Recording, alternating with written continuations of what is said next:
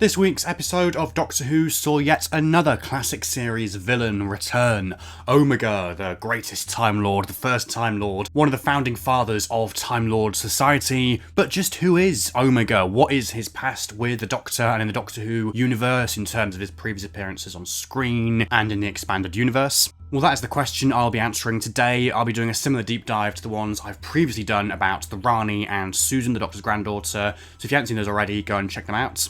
But yes, Omega first appeared in The Three Doctors, the show's 10th anniversary special, which was actually broadcast at the tail end of 1972 and in the first few weeks of 1973. And as the title suggests, it's the first three Doctors unite. It was the first television multi-Doctor story, and it also introduced Omega, this almighty figure from Time Lord past, one of the first Time Lords, one of the earliest ones, one of the founding fathers of Time Lord society, and in particular, he actually created or discovered time travel. He made it all possible in the first place. This whole thing that the Time Lords and the society was kind of built upon. So yeah, quite a legendary figure, a hero to the Doctor and all Time Lords, all Gallifreyans. And as part of his experiments, Omega actually ended up in a whole other universe, a universe made of antimatter, which came to be known as Omega's domain. He was therefore presumed dead by the Time Lords and kind of isolated from them. And as a result, he sought vengeance on the Time Lords, which leads us to the events of the Three Doctors, where Omega basically captures the Doctors in an attempt to escape the antimatter universe and make it through, back through to the real world, have the Doctor take his place in the antimatter universe. But of course his plan is thwarted. It all comes down to the second Doctor's recorder, which unlike the Doctor and his friends, isn't converted into antimatter when it makes its way over to Omega's domain, therefore creating this collision between matter and antimatter, which causes the domain to explode. Omega then returned 10 years later in the 1983 20th anniversary season story Ark of Infinity, which saw him go up against the Fifth Doctor and attempt to escape to our universe once again by teaming up with the rebel Time Lord Councillor Hedin. His plan involves using this region of space, the Ark of Infinity of the title, as a gateway to our world, and also creating a new body for himself, modelled on that of the Fifth Doctor, which results in Peter Davison briefly playing Omega when he makes it through to our world, in Amsterdam, of all places. But yeah, once again, the plan fails, his new body kind of decays and collapses, and Omega is once again exiled to his antimatter universe. And on both occasions, Omega had his own foot soldiers, these minions created from antimatter. So first of all, in the Three Doctors, the gelatinous gel guards, these brown, bubbly blobs. And then in Ark of Infinity, the very strange looking kind of reptilian, bird-like, skeletal Ergon. Those are the only two classic series stories to actually physically feature Omega, both available on BBC iPlayer, on DVD, on Blu-ray even now as well, and there was even a Tales of the TARDIS back in 2023 for the Three Doctors, with Katie Manning back as Jo Grant and Daniel Anthony back as Clyde from the Sarah Jane Adventures. Is that just a coincidence, or was Russell playing the long game? Omega's influence was also felt beyond this in other stories. So in the 25th anniversary season story Remembrance of the Daleks, it was revealed that the first Doctor, when he first arrived in London, in Shoreditch in 1963, had actually brought with him this weapon from Gallifrey for safekeeping, to kind of hide it away. The Hand of Omega, this stellar manipulator, which basically means it can manipulate stars, this powerful device which, in the wrong hands could be really, really dangerous. And actually in Remembrance we see the Daleks kind of fighting over that. Two factions of Daleks try to get hold of the Hand of Omega, and in the end the 7th Doctor tricks the Daleks into using it to destroy their home planet Skaro. We never actually see the Hand of Omega, we just see the kind of casket that is contained within, and just for the record, at least as far as we know, it's not actually Omega's literal hand. That's just like a fancy metaphorical name for it. Yeah, that slightly confused me as a child, like, why is the hand of this Time Lord here on Earth, and why can that destroy stars and stuff?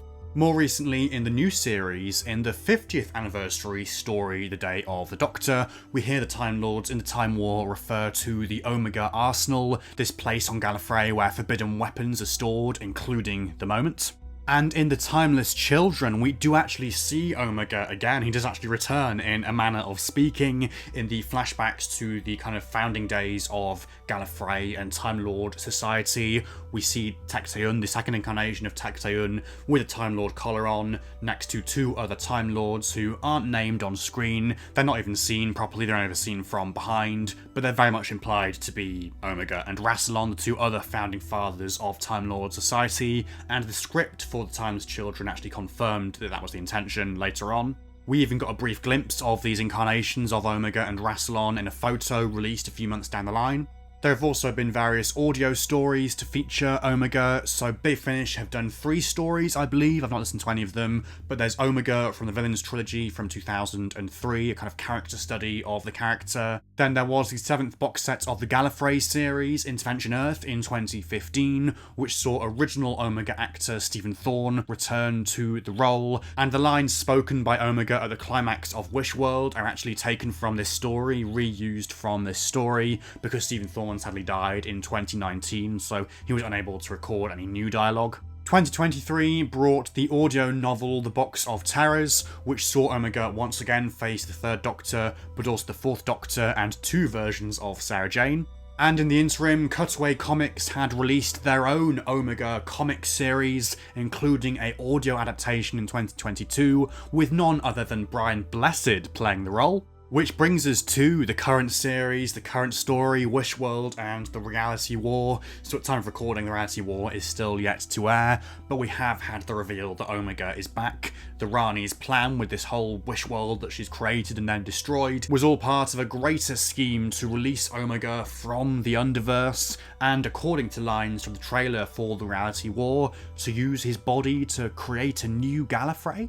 As mentioned, so far all we have seen or heard of Omega is just those archived lines from Stephen Thorne from that Big Finish story in 2015, so it remains to be seen what he will look or sound like this time round. I'm guessing some big kind of grand CGI creation, much like Sutek last year, with someone coming in to do the voice, or maybe just more archived clips from Stephen Thorne if they can make that work. I think it's very exciting to have Omega back because he's such a legendary figure, and he allows you to kind of call back to the early days of the Time Lords and the early days of Gallifrey. He's one of those villains that fans are always talking about, slightly jokingly saying, oh, is Omega going to be back this year, this season, this time round? And the same thing happens with the Rani every year as well, and now we have them both back in the same story, which is quite funny.